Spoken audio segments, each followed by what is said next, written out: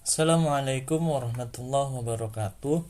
Innal hamdalillah nahmaduhu wa nasta'inuhu wa nastaghfiruh wa na'udzu billahi min shururi anfusina wa min sayyiati a'malina may yahdihillahu fala mudilla lahu wa may yudlilhu fala hadiyalah. Asyhadu an la ilaha illallah wahdahu la syarika lah wa asyhadu anna sayyidana Muhammadan abduhu wa rasuluhu la nabiyya ba'da. Rabbi shrah li sadri wa yassir li amri wahlul 'uqdatam min lisani yafqahu qawli. Sebelumnya mohon izin memperkenalkan diri. Nama saya Rian Apriansyah, NIM 0111201047, Prodi Pendidikan Agama Islam semester 3 kelas B. Video ini bertujuan untuk memenuhi tugas ujian akhir semester saya pada mata kuliah fikih pertama yang berisi ibadah dan muamalah yang diampu oleh Bapak Ustadz Saiful Mukti. Baik, di sini ada 5 pembahasan. Yang pertama mengenai apa yang Anda ketahui tentang fikih muamalah. Lalu yang kedua, bagaimana urgensi fikih muamalah dalam kehidupan umat Islam. Lalu yang ketiga, jelaskan perbedaan jual beli dengan riba beserta dalilnya. Yang keempat, bagaimana hukum belanja online jika dilihat dari perspektif Islam dan beserta dalilnya. Dan yang terakhir, bagaimana hukum money changer menurut perspektif hukum Islam, jelaskan beserta dalilnya. Baik, untuk pembahasan yang pertama mengenai fikih muamalah. Fikih muamalah merupakan kata atau kalimat majmuk yang terdiri dari 2 kata fikih dan kata muamalah. Lalu menurut bahasa, fikih itu adalah al-fahmu, yang berarti pemahaman atau paham. Sedangkan menurut istilah, fikih merupakan seperangkat aturan hukum yang menyangkut kegiatan dalam kehidupan manusia dalam berinteraksi, bertingkah laku, dan bersikap yang bersifat lahiriah atau amaliyah, yang merupakan hasil daripada penalaran dan pemahaman yang mendalam terhadap syariah oleh para mujtahid yang berdasarkan dalil-dalil yang terperinci. Adapun kata muamalah berasal dari kata bahasa Arab yang artinya bertindak, saling berbuat, dan saling mengamalkan. Lalu menurut istilah, muamalah adalah tukar menukar barang atau sesuatu yang memberi manfaat dengan cara yang ditentukan. Muamalah juga dapat diartikan sebagai segala aturan agama yang mengatur hubungan antara sesama manusia dan antara manusia dengan alam sekitarnya tanpa memandang perbedaan.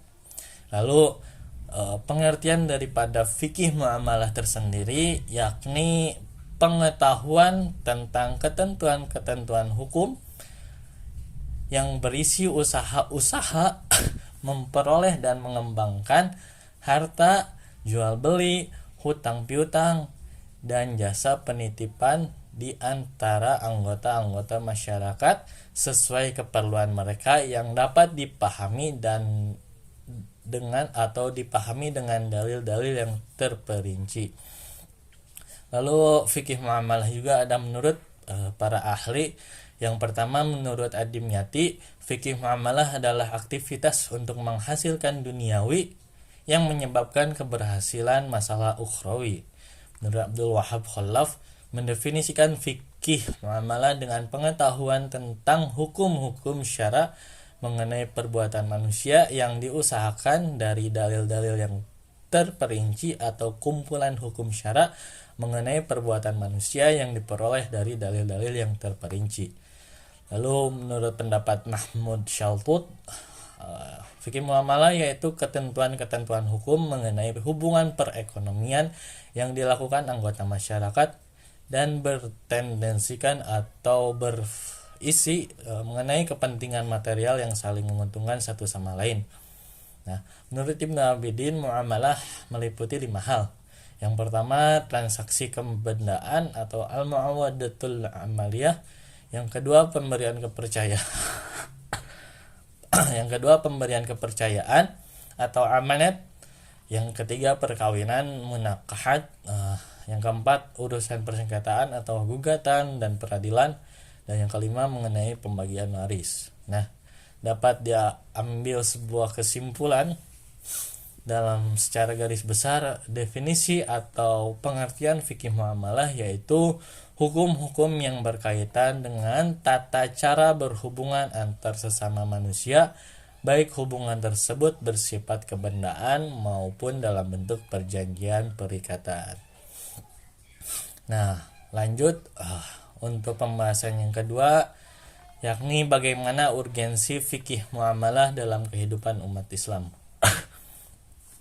Nah, Husain Sohatoh, Al-Ustadz Universitas Al-Azhar di Kairo, dalam bukunya Al-Ijtiham bi Dawabit Asy-Syar'iyyah fil Muamalat Maliyah mengatakan fikih muamalah ekonomi yang menduduki posisi sangat penting dalam Islam. Nah, tidak ada manusia yang tidak terlibat dalam aktivitas muamalah.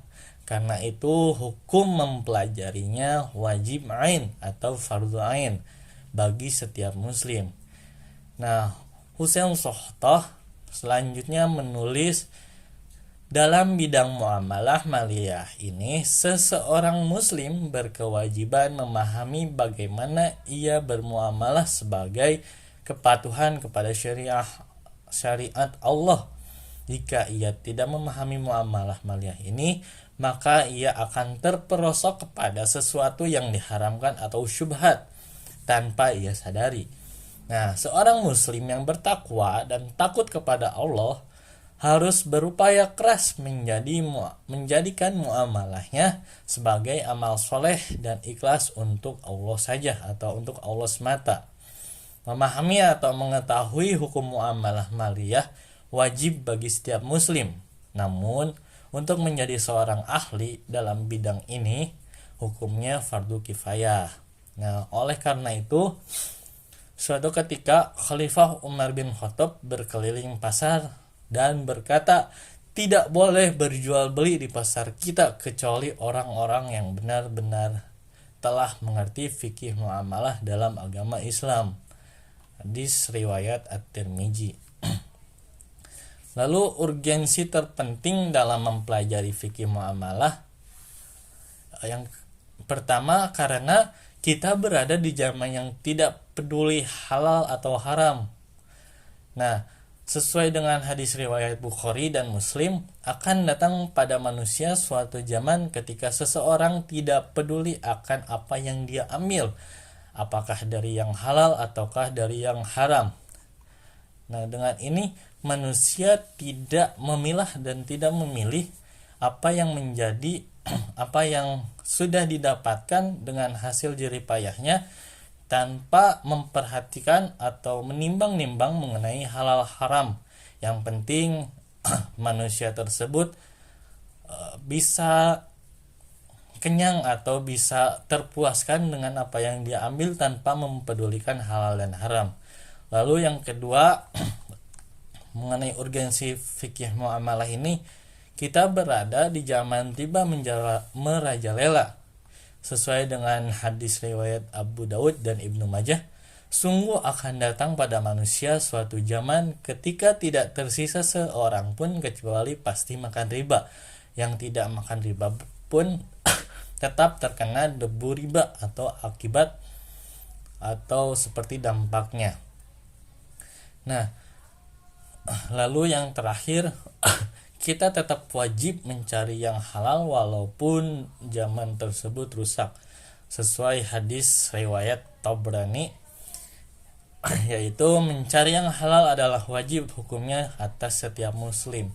Nah, urgensi yang terpenting dalam fikih muamalah yakni kita bisa mengetahui apa yang menjadi asupan terhadap apa yang sudah kita dapat mengenai apakah barang tersebut haram atau halal, dan tentu barang atau sesuatu yang kita dapatkan itu hasil dari jerih payah kita, itu sesuatu yang dengannya kita mendapatkan dengan riba atau tidaknya gitu. Jadi dengan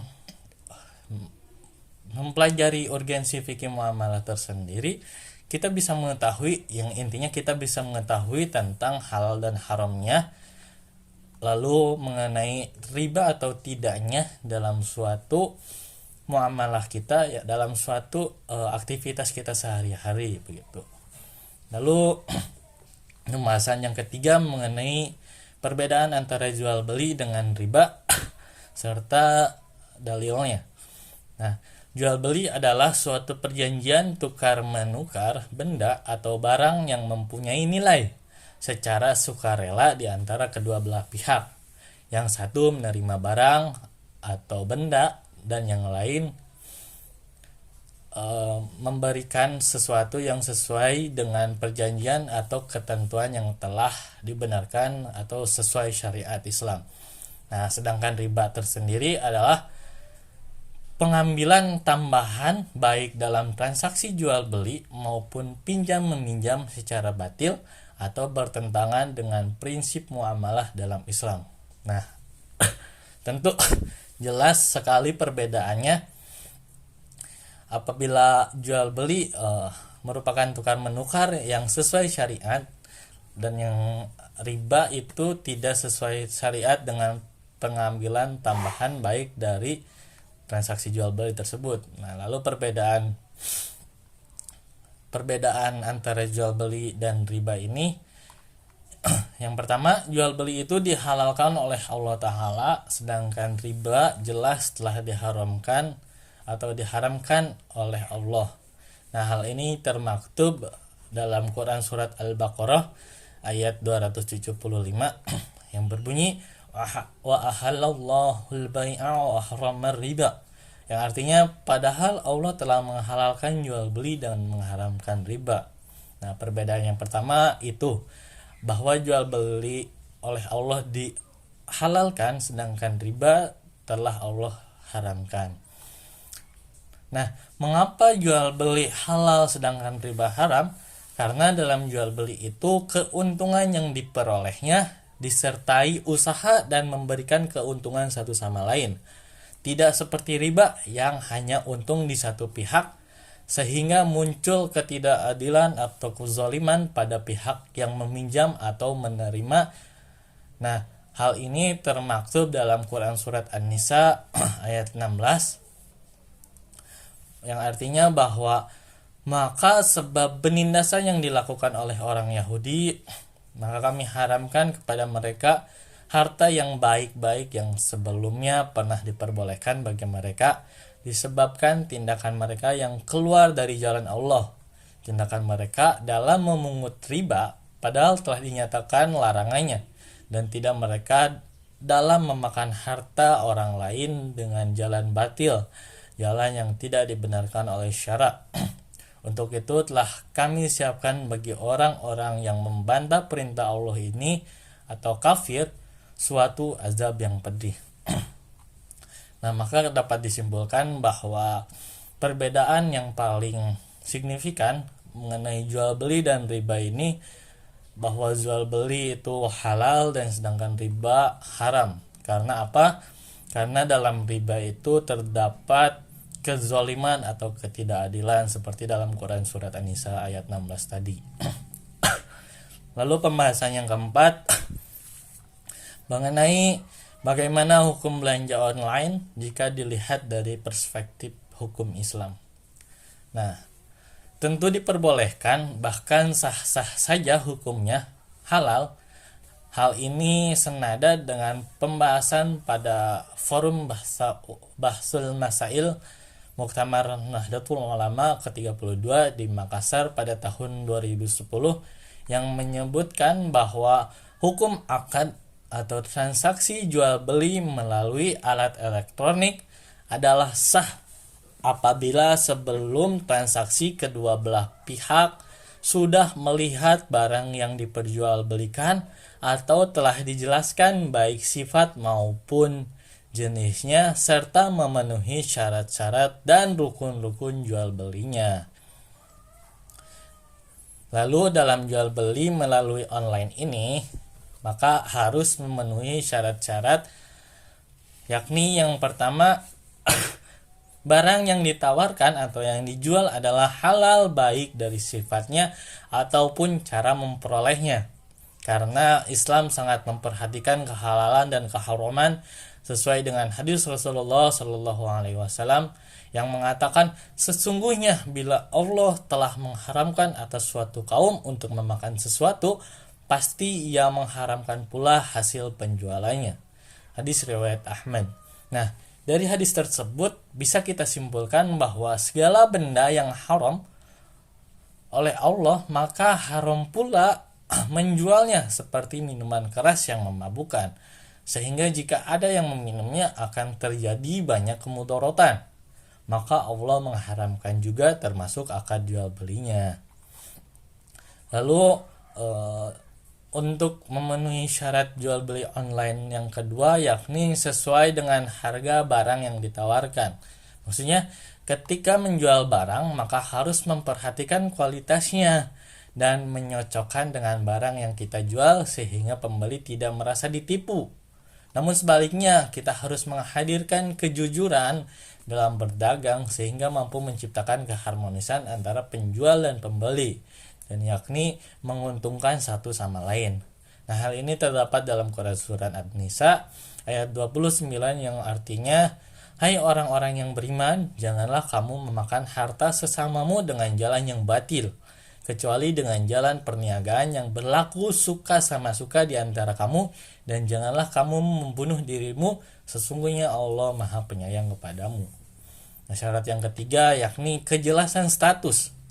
Nah, dalam menjual barang online maka perlu kejelasan status barang yang akan diperjualbelikan. Sebagai contoh, barang berupa baju maka harus jelas deskripsinya, baik berupa bahan, ukuran, motif, jenis kain, dan lain sebagainya, yang sama dengan baju yang ditawarkan. Artinya sesuai dengan, tidak menipu, sesuai dengan hadis Rasulullah Shallallahu Alaihi Wasallam dari Abu Hurairah radhiyallahu anhu bahwa Rasulullah Shallallahu Alaihi Wasallam pernah melewati sebuah tumpukan makanan, lalu beliau memasukkan tangannya ke dalam tumpukan tersebut dan jari-jarinya basah. Maka beliau bertanya, apakah ini wahai penjual makanan?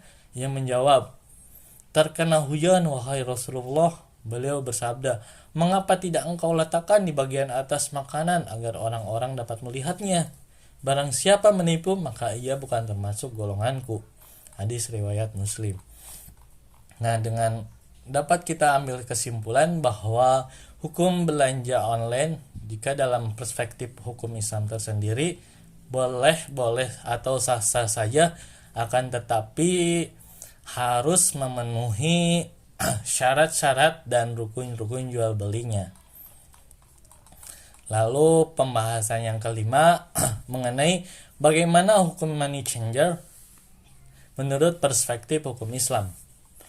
Nah, istilah lain yang digunakan tukar menukar uang atau jual beli uang dalam istilah Islam yakni as-sarf atau money changer.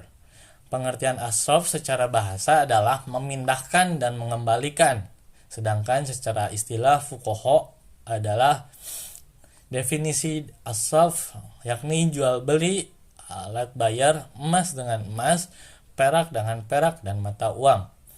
Nah, dengan alat bayar sejenis atau beda jenis, penjualan mata uang dengan mata uang yang serupa atau penjualan mata uang dengan mata uang asing adalah aktivitas as-sarf. Nah, hal ini sudah dijelaskan dalam sabda Nabi, yakni yang berbunyi emas dengan emas, perak dengan perak, gandum dengan gandum, tepung dengan tepung, kurma dengan kurma, garam dengan garam. Jualah dalam keadaan yang sama dan dibayar dengan kontan apabila jenis-jenis ini berbeda. Jualah sekehendak hati kalian selama dibayar kontan. Hadis riwayat Muslim. Nah, as-sarf ini atau money changer ini dalam hukum Islam mempunyai rukun, yakni adanya penjual atau al-bay, lalu yang kedua adanya pembeli, start, Lalu yang ketiga, adanya mata uang yang diperjualbelikan, tentu as-sarf ini. Dan yang keempat, nilai tukar. Dan yang terakhir yakni ijab qabul atau sigot. Nah, ulama fikih menentukan beberapa syarat yang harus dipenuhi dalam akad sarf. Dalam pelaksanaannya haruslah memperhatikan beberapa batasan sebagai berikut. Yang pertama, pertukaran tersebut harus dilakukan secara tunai atau kontan, atau transaksi tersebut harus dilakukan secara tunai. Artinya, setiap pihak harus menerima dan menyerahkan mata uang masing-masing pada saat terjadinya transaksi atau pada saat itu juga. Nah, tidak sah jual beli jika dalam salah satu pihak tidak menerima atau menyerahkan mata uangnya atau secara kredit, maka hukumnya tidak sah. Lalu yang kedua, al-tamatsul. Nah, jika pertukaran itu dalam mata uang yang sama, nilainya pun harus sama dan tidak boleh ada yang dilebihkan atau ada yang dikurangkan. Misalnya, rupiah dengan rupiah, maka nilainya harus sama, tidak boleh menukar uang 1000 dengan 1100, karena itu termasuk riba yang disebut dengan riba al-fadl. Nah, sedangkan jika mata uangnya berbeda, seperti rupiah dengan dolar Amerika Serikat, hanya disyaratkan transaksi itu harus tunai dan ada serah terima antara pembeli dan penjual pada saat transaksi. Hal ini sesuai dengan hadis Nabi Muhammad SAW. Dari Abu Sa'id Al-Khudri meriwayatkan Rasulullah SAW bersabda, "Janganlah engkau menjual emas dengan emas kecuali sama beratnya, dan janganlah engkau melebihkan satu dengan yang lainnya, dan janganlah engkau menjual perak dengan perak kecuali sama beratnya, dan janganlah engkau melebihkan satu dengan yang lain, dan janganlah kalian menjual sesuatu yang tidak ada atau gaib dengan sesuatu yang ada di tempat." Hadis ini diriwayatkan oleh Bukhari. Nah, kesimpulan yang kita dapat, maka dari itu boleh hukumnya membuka usaha atau melakukan transaksi money changer ini, atau dalam istilah Islam as-sarf ini, selama memperhatikan dan melaksanakan syarat-syarat yang ditentukan dalam syariat Islam seperti yang saya sebutkan tadi. Nah, tujuannya agar apa? Agar kita tidak terjatuh ke dalam perbuatan riba yang diharamkan dan sangat dibenci oleh Allah. Mungkin cukup sekian jawaban tugas ujian akhir semester ini. Mohon maaf apabila ada kesalahan. Mohon maaf apabila ada jawaban yang salah. Terima kasih. Wassalamualaikum warahmatullahi wabarakatuh.